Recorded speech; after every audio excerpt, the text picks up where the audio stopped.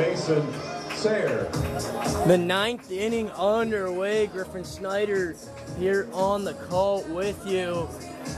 Early on, both sides put up a few runs each. That was through the first 4.5 innings when Solano tied it up at 3 in the top of the 5th.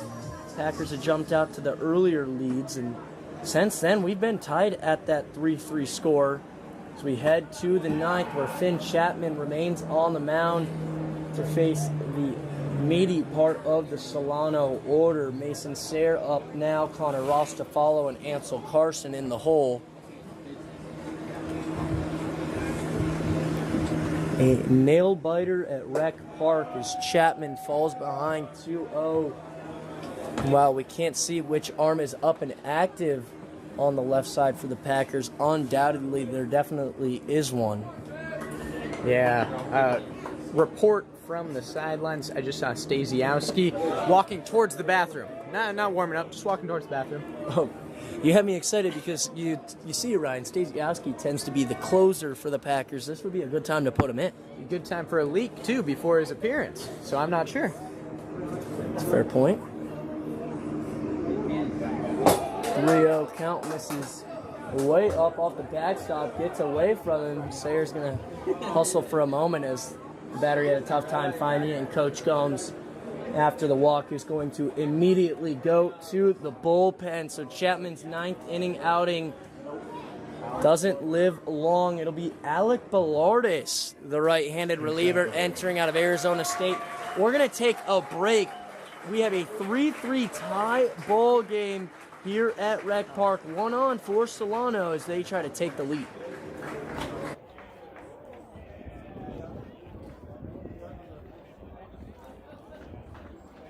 Coming to pitch for the three Packers, Arizona State University, number 18, Alec Bellardis.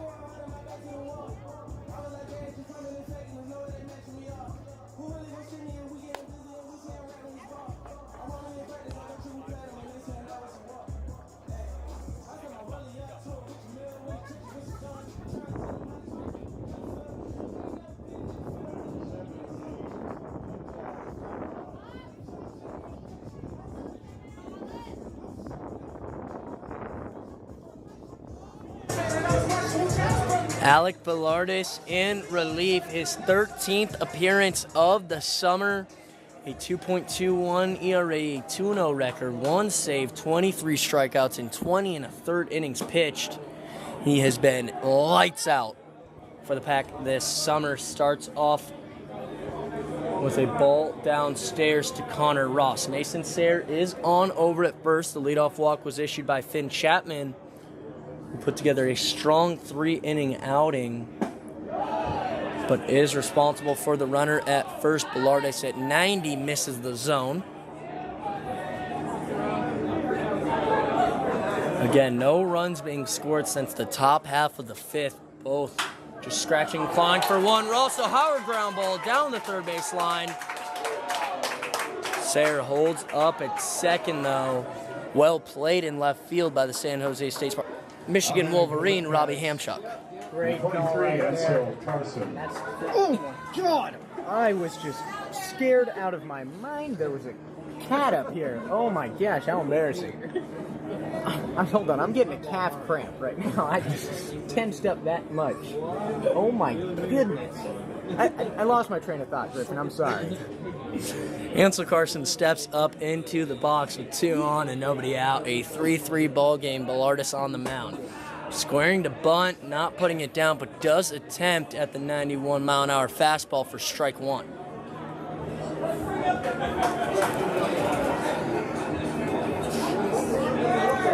Man, I recall after one of the games here in Healdsburg, I was scared by the cat and I got laughed at.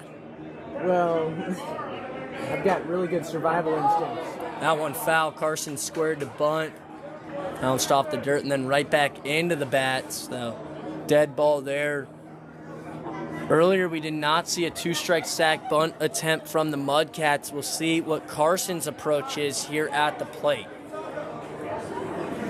Switch hitter is 1 for 4 today, but it's been one really high and a few lows. 3 strikeouts, but a 2 RBI single in the 5th. Those were the last runs scored. The 0-2 from Bellardus just off the plate. The 81-mile-an-hour pitch can't catch the corner.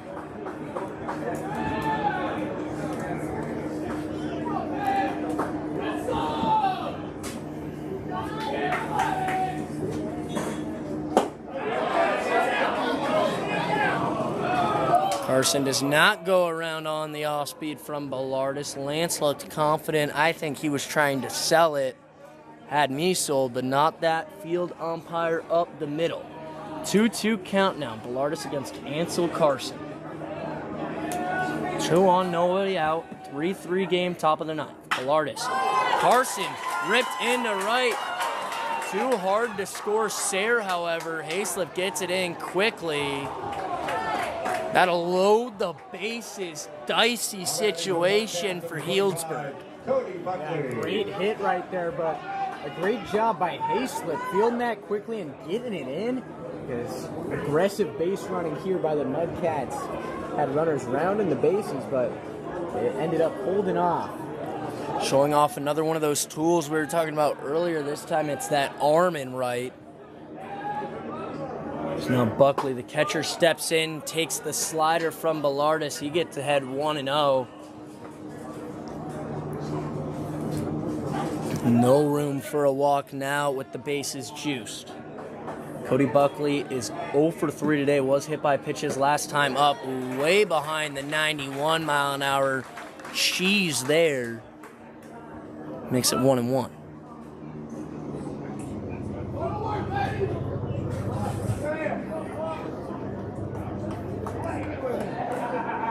Bellardus tries the slider again, missing outside, but if he can work the fastball off of it, then the change of the eye level could work out pretty well for the Sun Devil.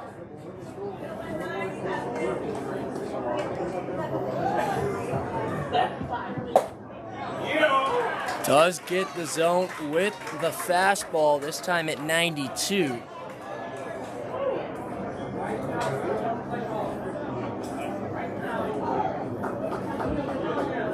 Two from Bellardus. This slider gets the chase. Strike 3. Down goes Buckley.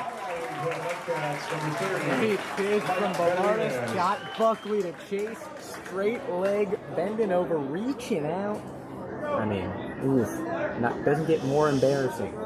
Uncomfortable look for sure for Cody Buckley. Up to hit now is Mike Benavidez with the bases loaded and 1 out. The slider from Bellardus is fouled off to the right side.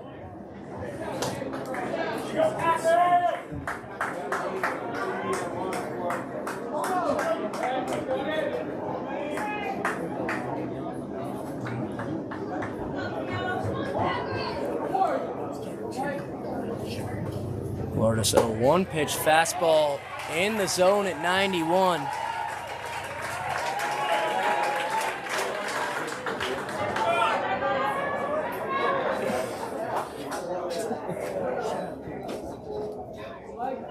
Bellardus, the 0-2, tries that slider, no chase from Mike Benavidez.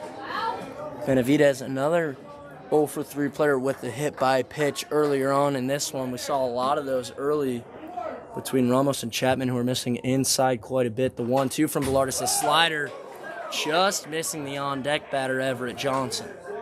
Good reflexes by Johnson. I mean, he ducked out of the way pretty quickly.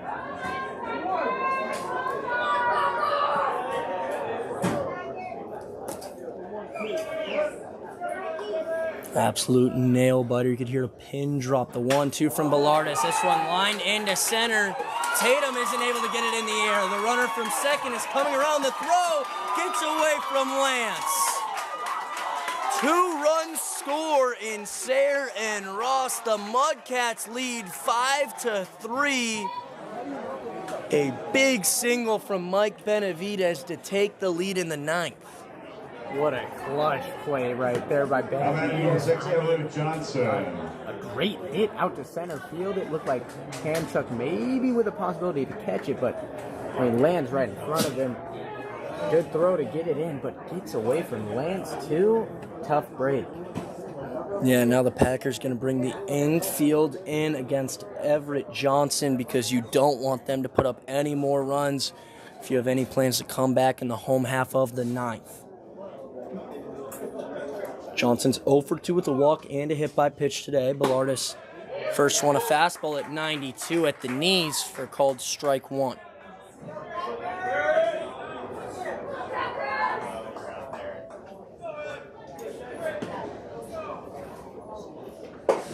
Bellardis then goes to the off speed. The slider looked at for strike 2. And Bellardis now a good opportunity to pick up a strikeout, move one step closer to the home half of the 9th. This time the slider lifted to the right side. Hayslip on it. See if it's deep enough. Carson not going to tag. Fake break, and rightfully so. A bullet from Hayslip in right hits the cutoff man Kramer. And that'll be 2 outs now in the 9th.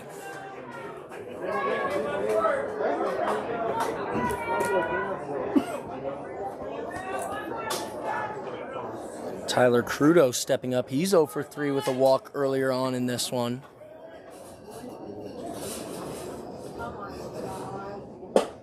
Bellardis fastball misses low and away. Lance does get a hold of it. Looked like for a moment maybe that one would get away.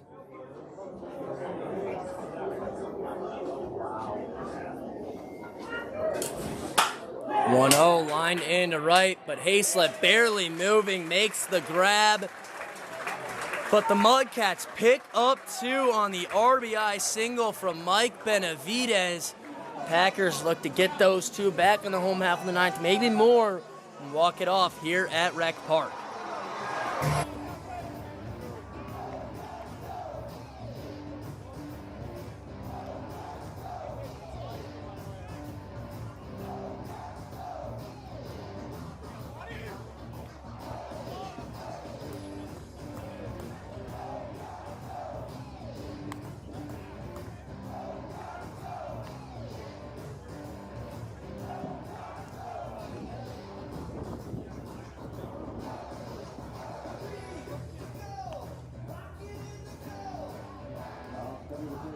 Number 16, Lucas Watson.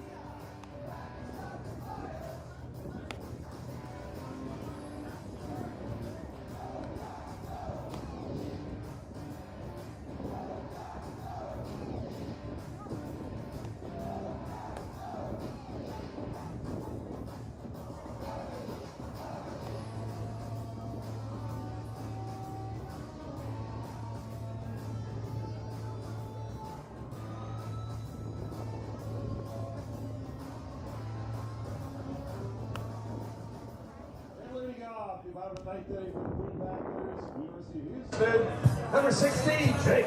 Home half of the 9th, Packers chasing 2. and Ryan, normally you'd say you don't want to be at the 8th spot in your order, but Tatum and Salk both very good at getting on base. If they can reach either one of them, it at least begins to set the table for the top of your lineup. They'll be facing the new arm for the Mudcats. This is Lucas Watson, the right-hander out of Regis University. A 1.44 ERA, 30 strikeouts in 18 innings of work.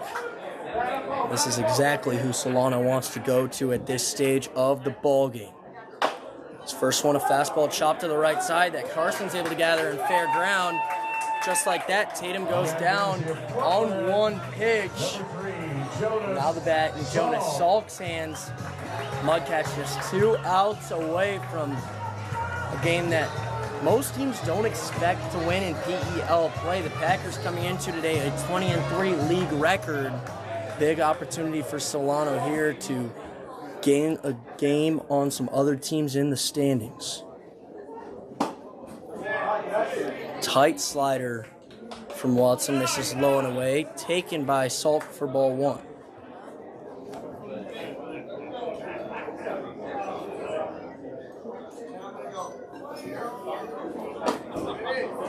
Now in the dirt, 2 balls, no strikes to count.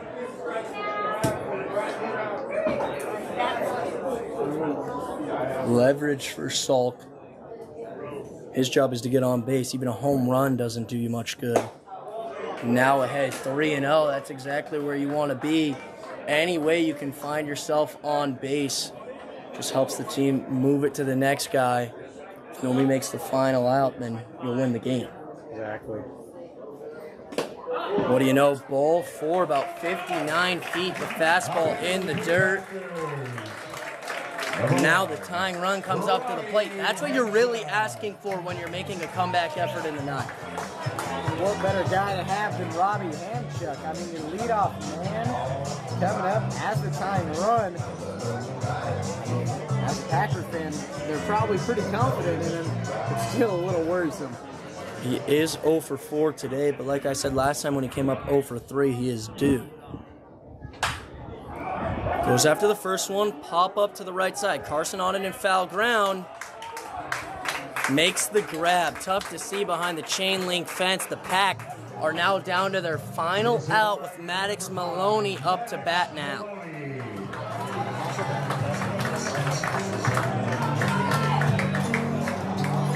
Maloney, the only man standing between Solano and a big win on the road at Rec Park.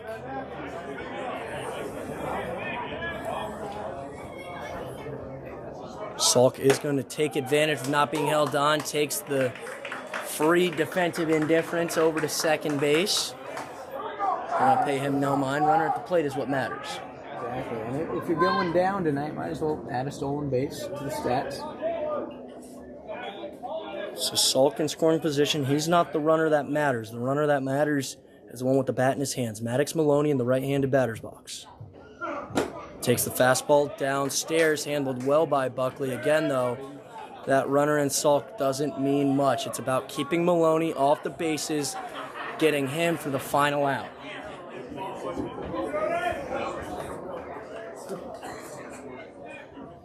One count.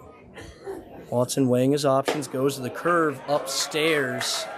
Maloney sees himself move ahead to a 2-1 count.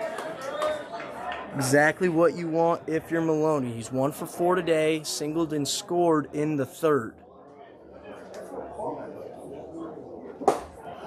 Watson's fastball off the inside corner, just barely. To our track man. Just a ball off the inside part of the plate, but it did miss. Maloney well ahead, 3 balls, 1 strike. He has control of the at-bat, wants to keep it that way. Line drive into the outfield. That one hangs up there. The right fielder, Dalen Shipp, makes the grab, and Solano pulls off the big win on the road. A 5-3 victory over the Prune Packers 9-13 now in league play for Solano, 20-4 for the Packers. Good stuff from both sides offensively. Early, of course, Solano got the last laugh. Yeah, Solano did a great job of just staying with the Packers throughout the game, not chasing stuff or being worried about falling too far behind.